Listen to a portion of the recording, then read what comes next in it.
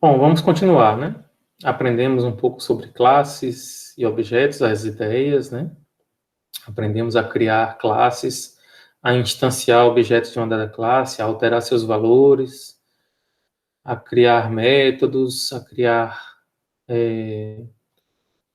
classes dentro de classes, a passar objetos como parâmetros de funções. Tudo isso, então, aumenta nosso repertório, a gente pode fazer um conjunto de coisas mais sofisticadas. Mas para fazer coisas realmente mais sofisticadas, que estão relacionadas com sistemas que a gente usa na vida real, a gente vai trabalhar com coleções de objetos. E coleções de objetos são algo extremamente comum, sistemas de informação fazem isso o tempo todo. Vou dar um exemplo só para vocês se situarem. Por exemplo, se um conjunto de pacientes que chega numa clínica pode ser visto como uma lista de pacientes. Ou se os pacientes chegam para esperar numa fila, a gente pode fazer uma fila de pacientes.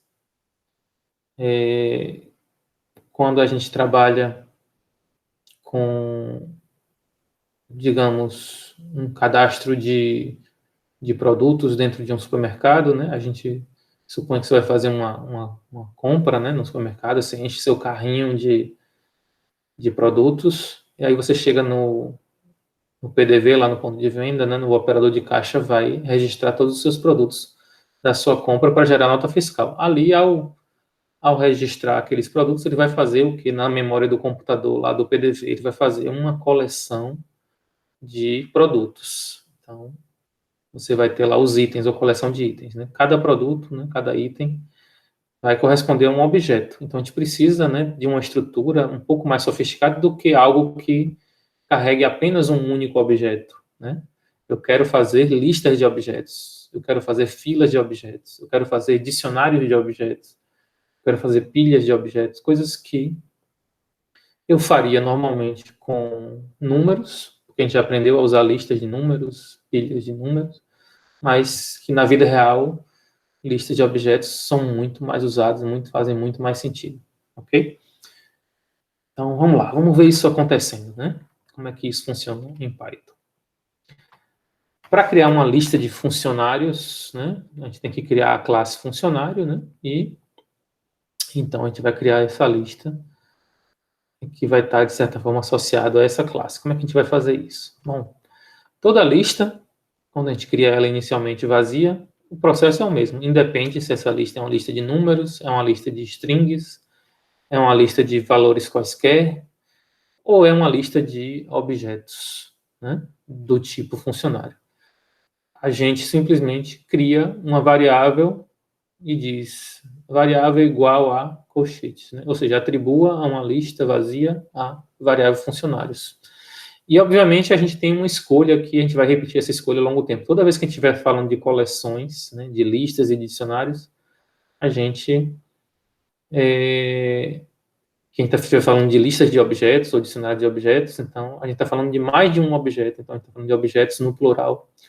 Podem guardar, né, objetos no plural. Então, essa lista a gente chama de funcionários para dizer que é uma lista de vários objetos. Ou de potencialmente pode ter vários objetos. Pode ter 0, pode ter 1, pode ter 10, mas pode conter mais de um objeto.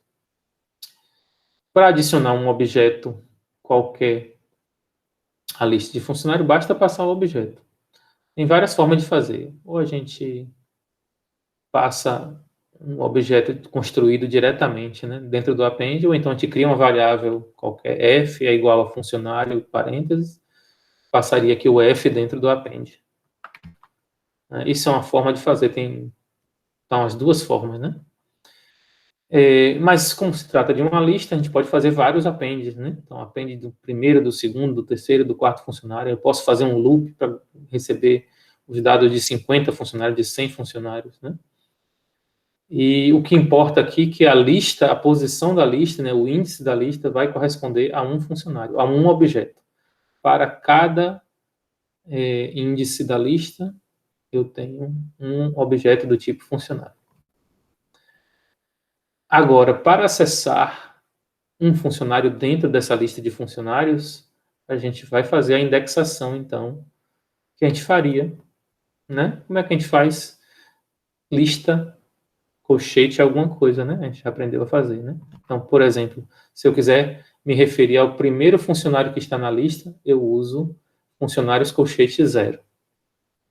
Só que, é claro, eu quero mais do que acessar um objeto funcionário dentro dessa lista. Eu quero acessar um dado funcionário na lista e eu quero fazer coisas com esse objeto. Por exemplo, eu quero alterar o nome dele. Então, aqui eu faço funcionários colchete 0, ponto nome igual a Pedro. Do mesmo jeito que eu fiz f1.nome igual a Pedro. A diferença lá é que eu estava tratando de um objeto simples, certo? Então, era o nome daquele objeto f1. Aqui eu estou tratando de uma coleção de objetos, de uma lista de objetos. Então, para me referir ao primeiro elemento da lista, então eu faço funcionários 0. Mas o funcionário 0, ele está tratando de um só objeto, do mesmo jeito que F1 tratava de um só objeto lá no exemplo anterior que nós fizemos. Assim eu me refiro, então, a um dado objeto na lista. Claro, né, eu boto ponto nome depois para poder me referir ao atributo nome desse funcionário 0. A mesma coisa eu faço com salário, a mesma coisa eu faço com matrícula. Então, todos esses 3 comandos aqui estão se referindo a um só funcionário, que é o funcionário guardado na posição 0 da lista funcionários. Outra forma de fazer isso, né, é diferente de como eu fiz, né, é que eu fiz o quê? Eu criei a lista vazia, adicionei o funcionário e depois alterei seus dados. Eu posso simplesmente criar um objeto qualquer, F, como funcionário, alterar os seus dados, então eu estou alterando os dados em cima, né, de F, então F agora corresponde a Paulo, né, e eu posso, então, adicionar esse F à nossa lista com append. Então, há 2 maneiras de fazer, né, a gente cria o objeto vazio e depois altera seus valores com o colchete, ou então a gente cria o objeto completo e depois adiciona esse objeto na lista. Claro que eu posso alterá-lo depois, se eu quiser, também, do mesmo jeito ali, né, como está, usando o colchete 0. Enfim, né, a gente mostrou, então, aqui como funciona uma lista de objetos, como eu me refiro aos elementos. Agora eu vou ver um exemplo, por exemplo, de um programa que cadastra 50 objetos. Então, vou fazer um programa que recebe os dados de 50 funcionários e lista depois esses 50 funcionários. Então, esses 50 funcionários vão ser lidos com input, num loop. Depois de terminar esse loop de 50 funcionários, então eu vou rodar por essa lista e vou fazer um print de todos eles. E fazer o print de cada um deles significa dar o nome, matrícula e salário. Como é que a gente faz isso? Simples, né? Primeiro, tem que ter a classe, então vai lá a classe, seus elementos, seus atributos. No programa principal, então, vou fazer uma coleção de funcionários vazia, né? Uma lista vazia de funcionários. E vou fazer um loop aqui para 50 funcionários e para cada um deles eu vou entrar com os seus dados. Ok? Primeiro eu crio um objeto F do tipo funcionário aqui, e aí eu vou alterar os elementos de funcionário para depois colocá-lo na lista. Criei, vou pedir para o usuário digitar nome, salário e matrícula. E estou colocando eles no funcionário F. Feito isso, né, dado que eu tenho o funcionário F guardado na memória, basta eu pegar esse funcionário F e colocá-lo na lista de funcionários. Automaticamente, se for o primeiro, ele vai ser colocado na posição 0, se for a segunda vez do loop, vai ser colocado na posição 1, se for na terceira, na posição 2, até o 49, depois, quando ele termina o loop. Ok, assim, então, eu fiz um loop para ler 50 funcionários. Agora, vamos fazer um loop para mostrar todos os 50 funcionários. Também bem simples, vamos fazer o for aqui na range de 50, e vou mostrar os dados do funcionário e mais um, né, porque eu não quero que o usuário veja começando de 0, mas quero que ele veja começando de 1. Então, eu vou mostrar seus dados. Como é que eu mostro os dados de um dado funcionário qualquer? Já não posso mais usar o F aqui, né? Porque o F correspondia àquele funcionário específico que vai ser digitado e ao jogá-lo na lista, ele já vai corresponder a um dado índice, né? Repare que ali naquela parte, né, para cada vez que eu estava fazendo, F estava sendo criado um novo funcionário. Ao criar um novo funcionário, aquele anterior já estava guardado lá na memória. Então, aqui a gente vai ter que usar o colchete, né? Então, se eu quiser me referir a cada um dos funcionários, eu vou ter que usar a variável contadora aqui da minha range. Então, assim eu faço para acessar os dados de cada um dos funcionários. Então, aqui eu acesso o nome, eu acesso matrícula e eu acesso o salário.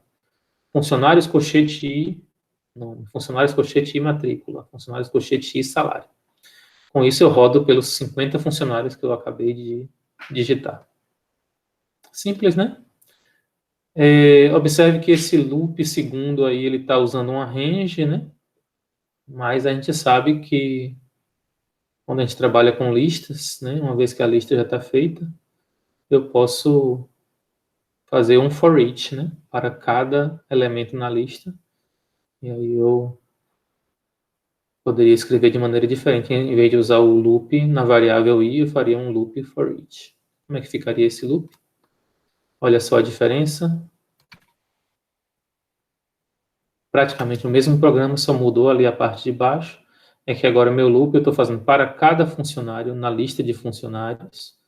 Então, observe que o elemento ali, né, a variável funcionário no meu loop for each, ele é um objeto. Por quê? Porque a nossa lista funcionários é uma lista de objetos, né? E mais do que isso, né, funcionário é um objeto de que tipo? Do tipo funcionário, né? Então, funcionário minúsculo é um objeto do tipo funcionário maiúsculo, que é a classe funcionário. Okay? Então, ao fazer ali no print funcionário.nome, eu estou, né, pegando cada um dos funcionários na lista. Estou iterando sobre cada um dos funcionários na lista e para cada funcionário mostrando seus dados. Certo? Isso aí, então, mostra para a gente como funcionam, então, os dicionários. Então, minha sugestão é que vocês experimentem, né, com um problema relacionado à realidade de vocês e façam esse exemplinho, uma coisa bem simples, né? Cria uma classe, faz um programa que lê alguns dados daquele tipo, né, daquela classe, e depois mostra esses dados. E pensem em variantes disso, que vocês podem fazer coisas mais diferentes, mas o mais importante é se acostumar com a ideia de como lida, né? Seja tratando, usando a lista indexada, né, diretamente com a variável i, que é a variável contadora, seja trabalhando com um for each, trabalhando, indexando o próprio elemento da lista. Ok? Então, façam isso e já já a gente volta com um pouco mais sobre coleções de objetos.